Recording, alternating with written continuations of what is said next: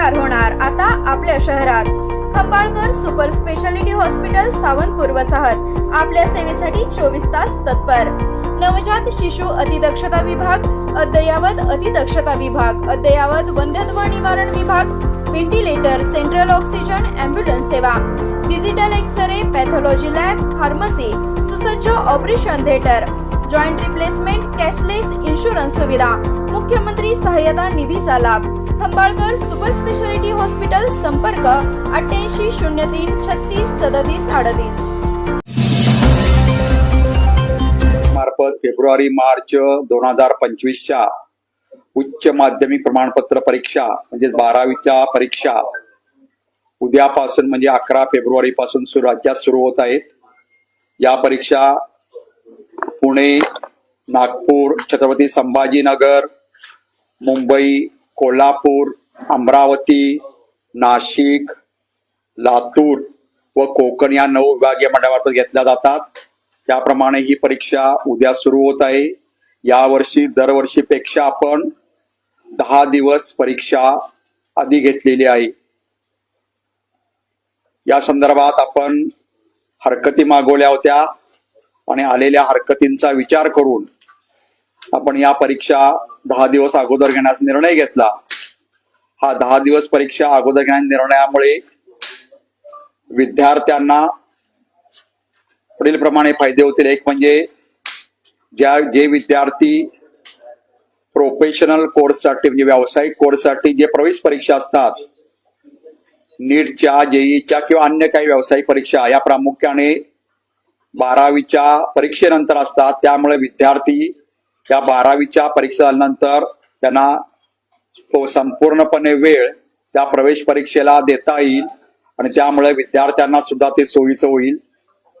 दुसरा मुद्दा, आपण परीक्षा लवकर घेतल्यामुळे आपण निकाल सुद्धा लवकर जाहीर करू शकतो।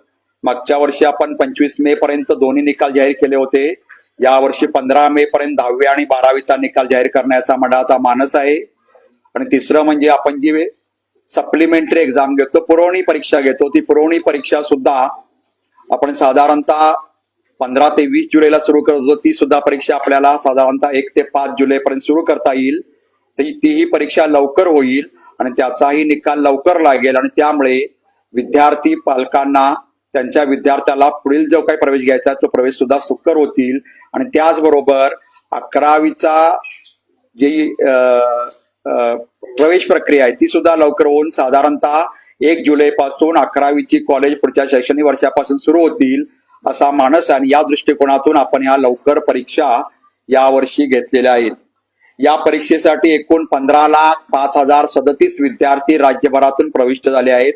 त्यामध्ये 8,10,348 मुले आहेत, तर 6,94,752 मुली आहेत व 37 विद्यार्थी ट्रान्सजेंडर म्हणून त्यांची नोंद झालेली आहे।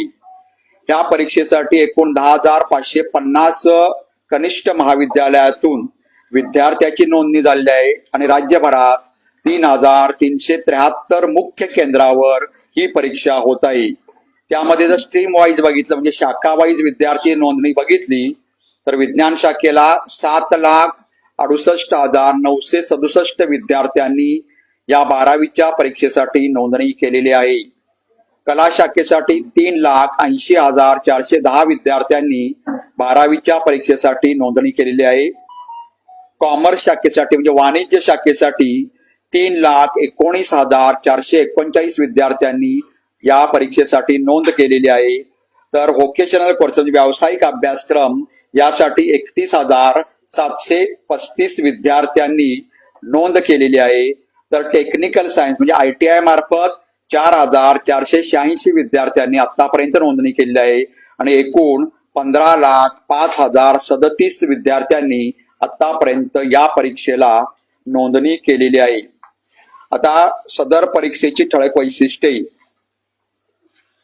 आपल्याला माहित आहे की 12वीची किंवा 10वीची आवेदनपत्र स्वीकारताना आपण लेखी परीक्षेच्या आदल्या दिवसापर्यंत आवेदनपत्र स्वीकारतो। म्हणजे आज तारीख 10 फेब्रुवारी 2025 12वीची आवेदनपत्र आपण आज संध्याकाळपर्यंत स्वीकारणार आहेत, जेणेकरून कोणताही विद्यार्थी परीक्षेपासून वंचित राहू नये। त्यानंतर विद्यार्थ्याच्या मनावरील ताण कमी करण्यासाठी आपण साधारणतः ऑगस्टच मध्ये टेंटेटिव्ह तारखा जाहीर केल्या होत्या.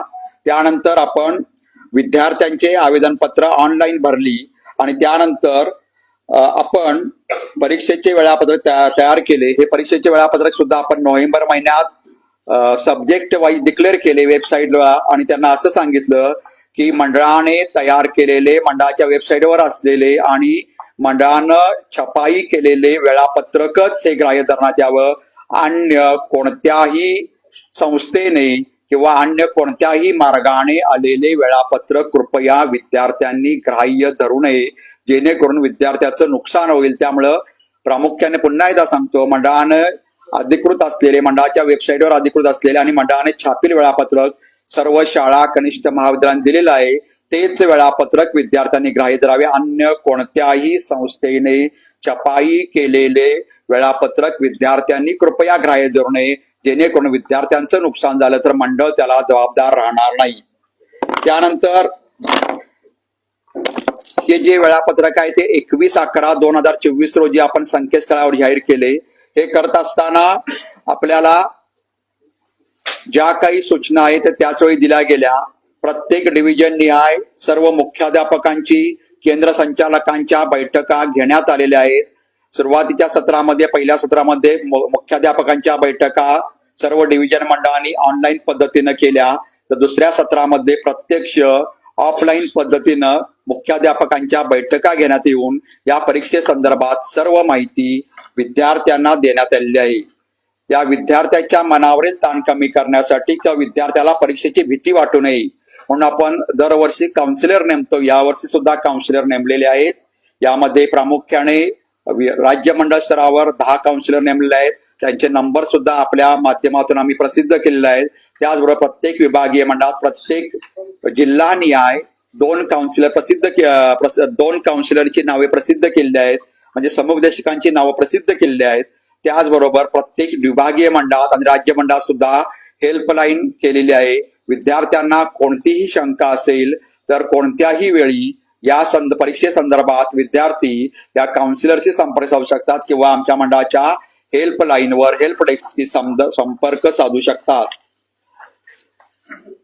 मागील 2 वर्षापासून आपण विद्यार्थ्यांना सकाळच्या सत्रात प्रत्यक्ष 11 वाजता परीक्षा सुरू होते आणि दुपारच्या सत्रात प्रत्यक्ष 3 वाजता परीक्षा सुरू होते, परंतु अर्धा तास परीक्षा केंद्रावर हजर राहण्याच्या सूचना दिलेल्या आहेत. म्हणजे परीक्षा हॉलमध्ये सकाळच्या सत्रात विद्यार्थ्यांनी 10:30 वाजता यावं, तर दुपारच्या सत्रात विद्यार्थ्यांनी 2:30 वाजता यावं. विहित वेळेनंतर म्हणजे सकाळी 11 नंतर आलेल्या विद्यार्थ्याला किंवा दुपारी 3 नंतर आलेल्या विद्यार्थ्याला कोणत्याही परिस्थितीत परीक्षेला प्रविष्ट होऊन दिलं जाणार नाही, याची कृपया सर्व पालक, विद्यार्थी, शिक्षक, मुख्याध्यापक, केंद्र संचालक यांनी संबंधितांनी नोंद घ्यायची आहे. त्याचबरोबर गतवर्षीप्रमाणे किंवा गेल्या 2-4 वर्षाप्रमाणे म्हणजे मागील 2 वर्षापासून आपण विद्यार्थ्यांना 10 मिनिटं नंतर वाढवून देतो. म्हणजे सकाळचा पेपर 11 ते 2 असेल तर 2 नंतर 2 वाजून 10 मिनिटापर्यंत, दुपारचा पेपर 3 ते 5 असेल तर 3 ते 5 आणि 5 नंतर 10 मिनिटं आपण वाढवून दिलेली आहेत. ह्याच्यापूर्वी आपण सुरुवातीची 10 मिनिटं वाढवून देत होतो. म्हणजे 11ला पेपर होतो त्यावेळी 10:50ला आपण विद्यार्थ्यांना प्रश्नपत्रिका देत होतो. परंतु हे करत असताना काही गैरप्रकार आमच्या निदर्शनास आले आणि त्यामुळे शासनाने आणि मंडळाने असा निर्णय घेतला की 10 मिनिटं नंतर वाढवून द्यायची, जेणेकरून विद्यार्थ्याला कुठलाही त्याचा तोटा होणार नाही. आणि दुसरं म्हणजे प्रत्यक्ष प्रश्नपत्रिका संदर्भात जे काही गैरप्रकार घडून यायचे किंवा ज्या प्रश्नपत्रिका व्हायरल व्हायच्या ते होणार नाही, याची दक्षतेसाठी आपण 10 मिनिटं नंतर वाढवून देतो. आणि संपूर्ण वेळ म्हणजे विद्यार्थी प्रत्यक्ष 11 वाजल्यापासून किंवा दुपारी 3 वाजल्यापासून ज्यावेळी त्याची परीक्षा विहित वेळेत पेपर असेल त्यावेळी लिखाणाला सुरुवात करेल आणि ती 10 मिनिटं लिखाण प्लस वाचण्यासाठी दोन्हीसाठी असू शकेल. म्हणजे 3 तासाच्या पेपरसाठी 11 ते 2:10 आणि 2 तासाच्या पेपरसाठी 11 ते 1:10 अशी वेळ असेल. त्यानंतर दिव्यांग जे विद्यार्थी आहेत त्या दिव्यांग विद्यार्थ्यांना नेहमीच्या पद्धतीनं जे काही शासनाचा 16/10/2018चा शासन निर्णय आहे त्याप्रमाणे त्या विद्यार्थ्यांना त्यांना लागू असलेल्या सवलती मंडळामार्फत देण्यात आलेल्या आहेत. याचबरोबर यावर्षी माननीय मुख्यमंत्री महोदय यांनी 100 दिवसाच्या कृती आराखड्यामध्ये प्रामुख्याने कॉपीमुक्त परीक्षा अभियान राबवण्याचा निर्णय घेतला आणि त्याला अनुसरून माननीय शिक्षण मंत्री महोदय आणि माननीय शिक्षण राज्यमंत्री महोदय यांच्या मार्गदर्शनाखाली आणि माननीय प्रधान सचिव शालेय शिक्षण क्रीडा विभाग आणि माननीय आयुक्त शालेय शिक्षण यांच्या मार्गदर्शनाखाली राज्यभर आपण 20 ते 26 जानेवारी या कालावधीमध्ये कॉपीमुक्त अभियानाचा जनजागृती सप्ताह साजरा केला आणि हा सप्ताह 20 ते 26 जानेवारी या कालावधीमध्ये राबवला गेला. यावर्षी प्रथमच आपण काही महत्वाचे निर्णय घेतले. कॉपीमुक्त अभियान राबवण्यासाठी परीक्षा चांगल्या वातावरणात पार पडावी, निकोप वातावरणात पार पडावी यासाठी काही महत्वाचे निर्णय घेतले गेले. तो म्हणजे पहिला निर्णय असा आहे की गेल्या 5 वर्षामध्ये म्हणजे मागील 5 वर्षामध्ये कोरोनाची 2 वर्षे सोडून 2020 मध्ये प्रत्यक्ष कोरोनामुळे परीक्षा झाली नाही आणि 2021 ला होम सेंटरला परीक्षा झाली. ते वगळून मागील 5 वर्षे फेब्रुवारी मार्च म्हणजे 2018 पासून 2024 पर्यंत ज्या ज्या सेंटर्सवर किंवा ज्या ज्या केंद्रावर 10वी असू दे किंवा 12वी असू दे याच्यामध्ये एखादी जरी कॉपी केस डॉक्युमेंटरी असेल किंवा कॉपी केस झाली असेल किंवा गैरप्रकार घडला असेल तर त्या केंद्रांवर आपण केंद्र संचालक, पर्यवेक्षक, त्याबरोबर केंद्राशी संबंधित किंवा परीक्षेशी संबंधित अन्य सर्व घटक यांना पूर्णपणे बदलण्यात आलेले आहे. त्याची संख्या मला विभागने तुम्हाला देतो, ती संख्या आमच्याकडे आहे. ती आम्हाला म्हणजे किती सेंटरवर म्हणजे कुठल्या विभागात किती सेंटरवर केंद्र संचालक पूर्णपणे बदलले गेले आहेत याची संख्या आपल्याला देतो आणि त्या पद्धतीने आपण कार्यवाही केलेली आहे. त्याचबरोबर दुसरा एक महत्वाचा निर्णय घेतला तो म्हणजे ज्या केंद्रावर या वर्षी कॉपी होतील किंवा गैरप्रकार घडतील त्या केंद्राची मान्यता पुढील वर्षीपासून मंडळ कायमची रद्द करणार आहे. त्याच केंद्राला इथून पुढे मंडळाचं परीक्षा सेंटर मिळणार नाही. हे पण आपण प्रकटन आपल्या मार्फतच प्रसिद्ध केलेले आहे.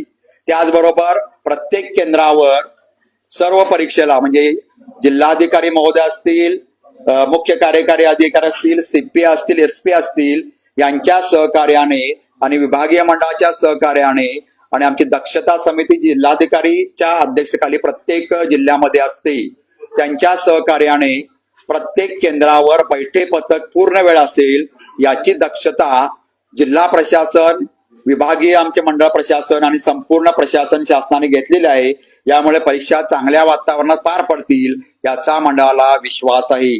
त्याचबरोबर कॉपीमुक्त अभियानाअंतर्गत सार्वजनिक परीक्षा निकोप वातावरणात पार पडावी म्हणून माननीय आयुक्त यांनी सुद्धा सर्व जिल्हाधिकाऱ्यांना डीओ लेटर दिलेला आहे, सर्व सीओना डीओ लेटर दिलेला आहे, सर्व सीपीएसपीना डीओ लेटर दिलेला आहे. त्याच्या आधी राज्य मंडळ अध्यक्षांनी सुद्धा सर्व विभागीय आयुक्त, सर्व जिल्हाधिकारी महोदय यांना परीक्षा चांगल्या आणि निकोप वातावरणात पार पडावी आणि कॉपीमुक्त आणि भयमुक्त वातावरणात परीक्षा पार पडावी यासाठी सुद्धा आम्ही डीओ लेटर दिलेला आहे. त्याचा चांगला इम्पॅक्ट दिसून येतो. यावर्षी महत्वाचं म्हणजे माननीय मुख्य सचिव महोदया यांच्या अध्यक्षतेखाली गेल्या 8 दिवसापूर्वी म्हणजे मागच्या सोमवारी एक बैठक पार पडली. त्यामध्ये व्हीसीद्वारे बैठक पार पडली.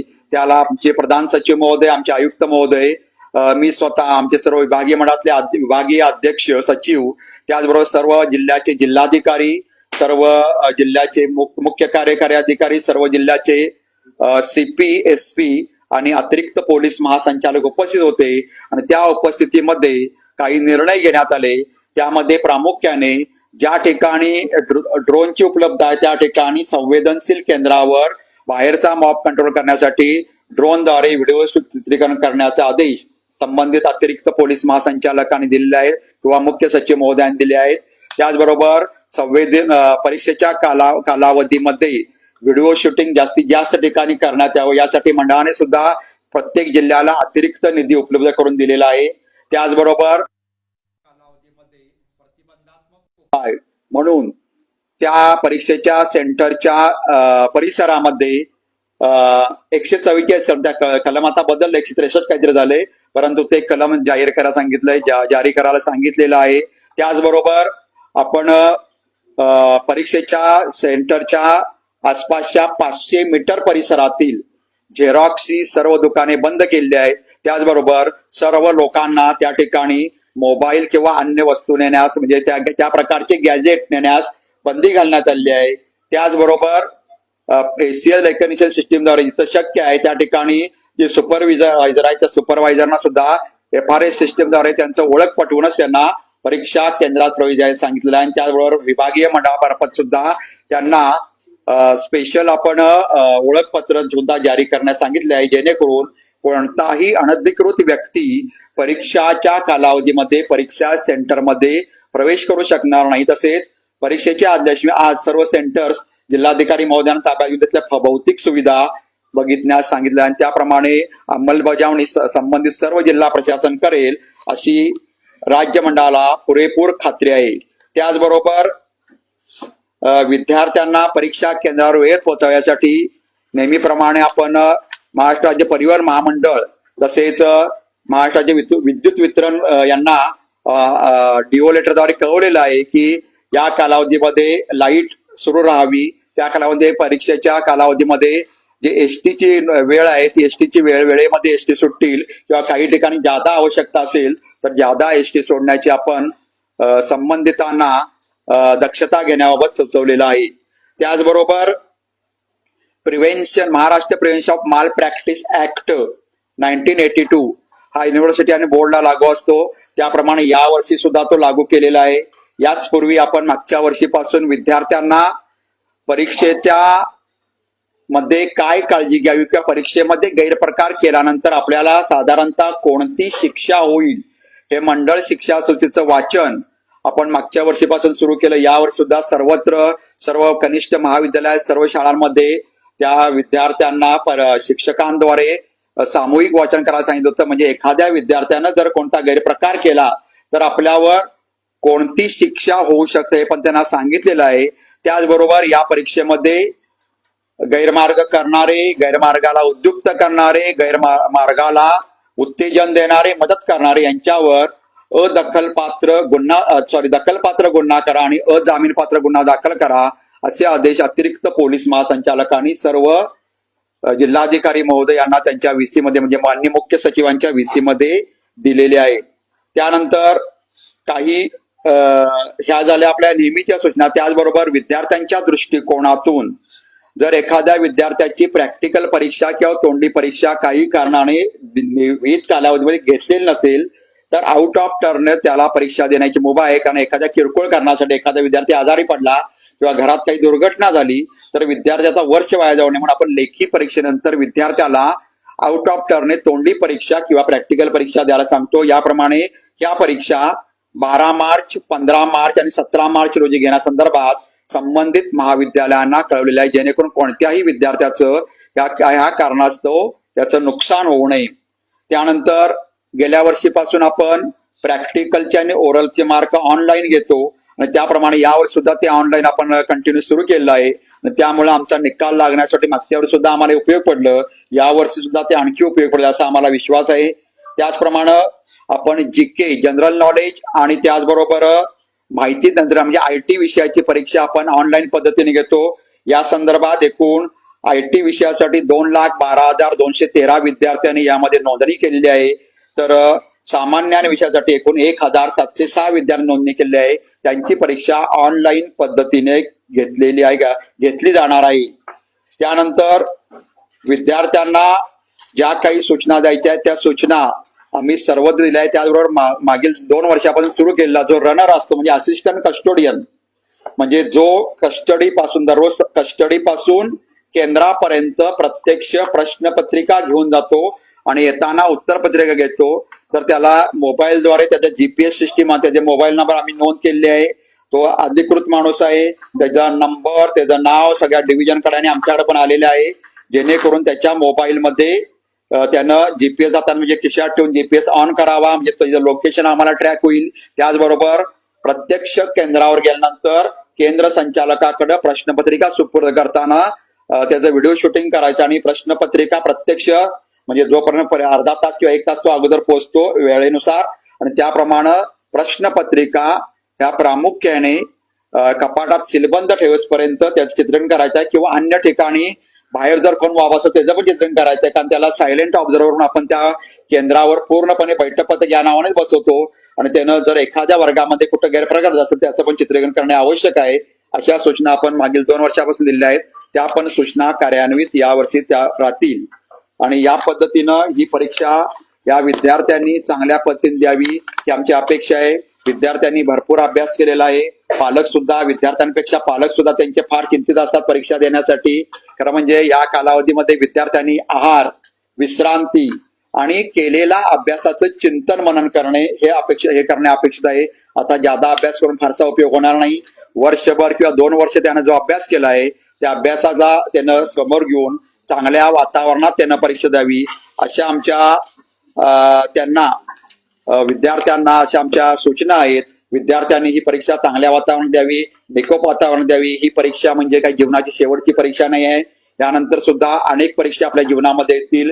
जीवनामध्ये उभं राहण्यासाठी एक परीक्षा फक्त एक आरसा आहे. त्यामुळे विद्यार्थ्यांनी चांगल्या पद्धतीने परीक्षा द्यावी आणि चांगल्या गुणाने पुढे जावे, चांगल्या मार्गाने परीक्षा घ्यावी, चांगल्या मार्गाने मार्क मिळावे असे आम्ही शुभेच्छा देतो. आणि सर्व विद्यार्थ्यांना या 12वीच्या परीक्षासाठी मी राज्य मंडळामार्फत सर्व विद्यार्थ्यांना शुभेच्छा देतो.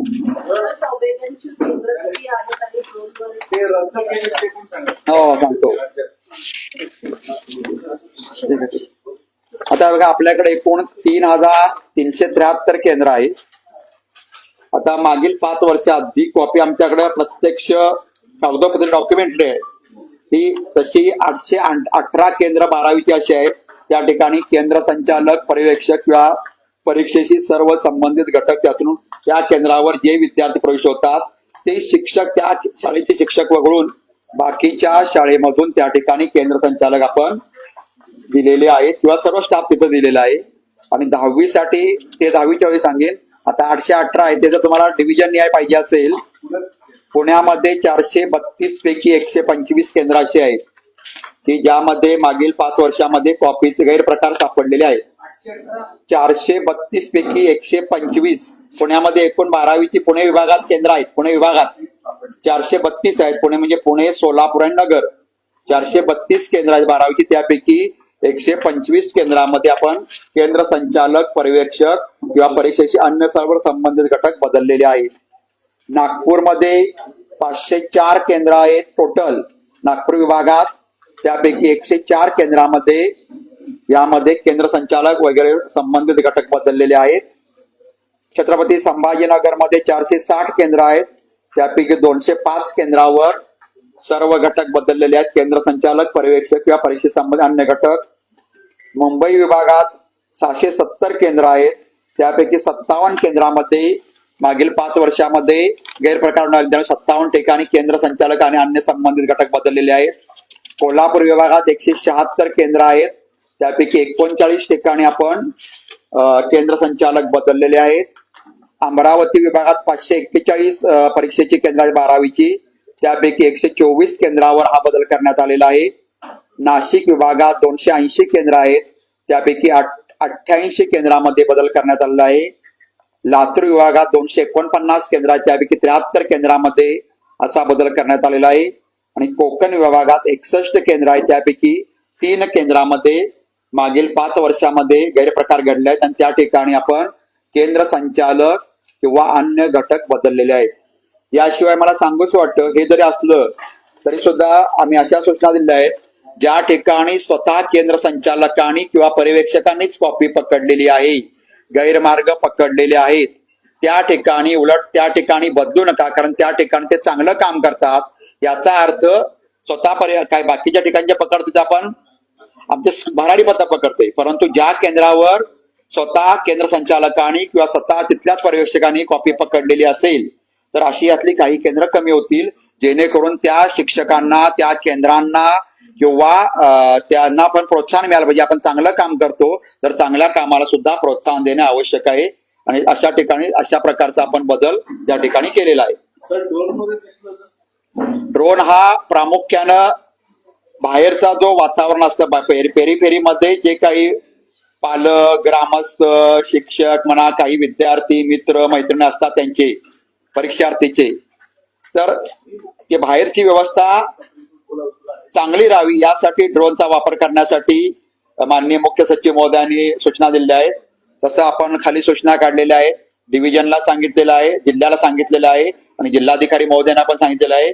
काही ठिकाणी ह्या सोडून आम्ही असं सांगितलं होतं की जिल्हाधिकारी महोदयांना याच्यापेक्षा वेगळं करायचं असेल, संपूर्ण जिल्ह्यामध्ये जर केंद्र संचालक बदलायचे असतील किंवा परीक्षा ते पण आपण सांगितलेलं आहे, त्याप्रमाणे ते सुद्धा काही जिल्ह्यामध्ये बदलले जाणार. प्रामुख्याने अकोला, लातूर, धुळे यामध्ये ही परिस्थिती आहे की त्या ठिकाणी सर्व केंद्र संचालक, सर्व पर्यवेक्षक हे बाहेरून देणार आहेत.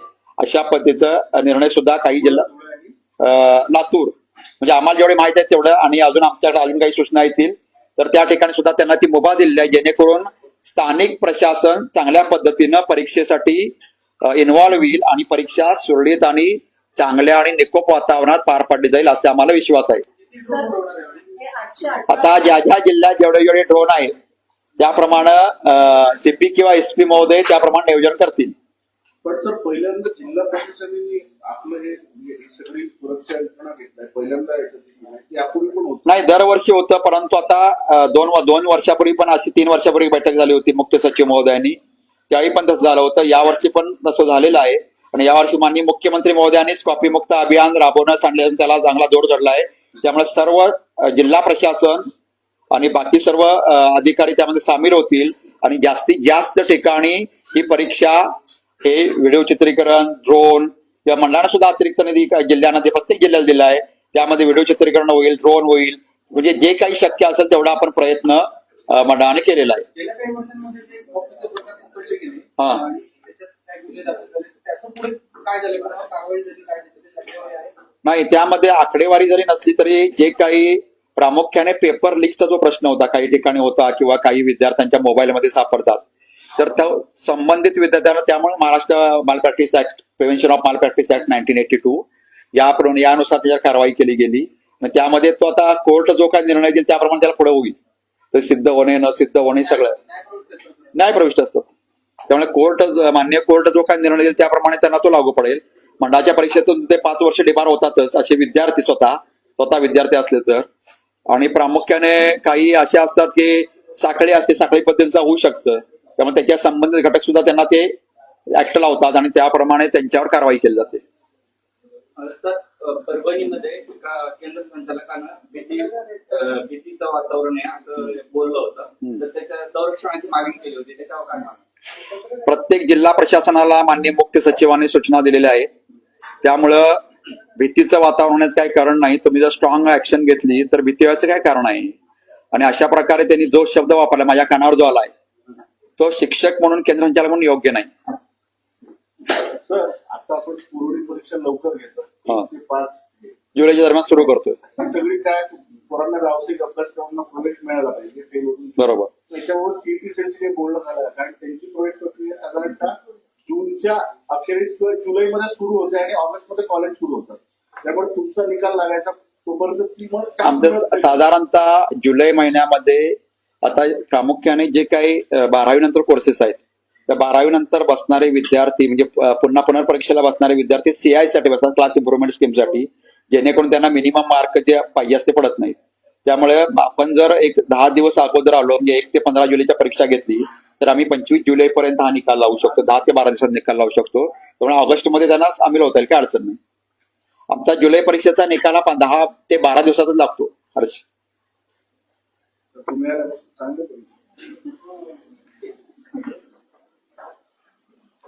आणखी काही शंका?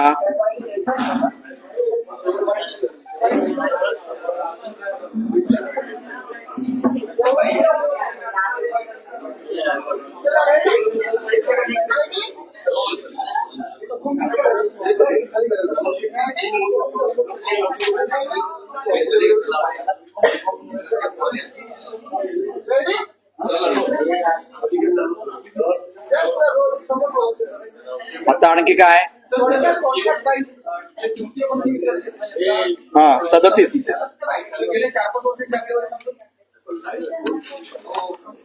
कंपॅरिझन असेल 1-2 वर्षाचं.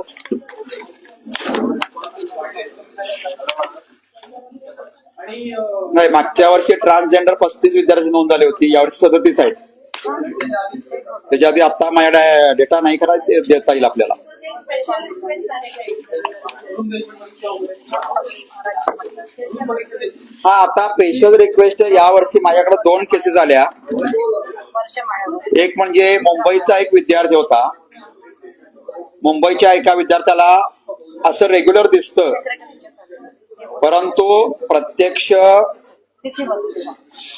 वाचताना त्याला तो खाणीमध्ये काम करताना जो इथं हे लावतात हेड टॉर्च इथं टॉर्च नसतो का, तो टॉर्च पाहिजे होता, कारण त्याशिवाय त्याला क्लिअर दिसत नाही. त्याप्रमाणे आपण त्याला विशेष बाब म्हणून परवानगी दिलेली आहे.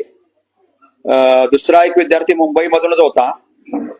त्यामध्ये त्या विद्यार्थ्याला उष्णता, आता प्रामुख्याने आता ऊन वाढायला तापा लागले, तर त्याला उष्णता आली, अंगाला खास सुटेने अंगाला खाजवलं की त्याला रक्त बंबाळत होतो. त्यामुळे त्या विद्यार्थ्याला सुद्धा जिथं एसीची सोय आहे त्या कॉलेजमध्ये आपण परीक्षा द्यायला त्याला परवानगी दिलेली आहे. अशा 2 यावर्षी वेगळ्या केसेस झालेल्या आहेत. म्हणजे काही असू शकतं, म्हणजे आपण ज्याच्या पुढे त्याच्या पुढे असतात, म्हणजे काही असू शकतं, पण अशा विद्यार्थ्यांना आपण परवानगी दिलेली आहे. त्याचबरोबर काही विद्यार्थी असे ते दरवर्षीच आहे मोठा फॉन्टचा आपण देतो, अंशतः अंध विद्यार्थ्याला मोठा फॉन्टचे त्या आपण प्रश्नपत्रिका देतो, त्याप्रमाणे त्यांना प्रश्नपत्रिका आपण आम्ही पुरवणार आहोत त्या फॉन्टच्या. Okay, thank you. आता सगळा बाईट झालाच ना. 2 मिनिटात बरं, ठीक आहे.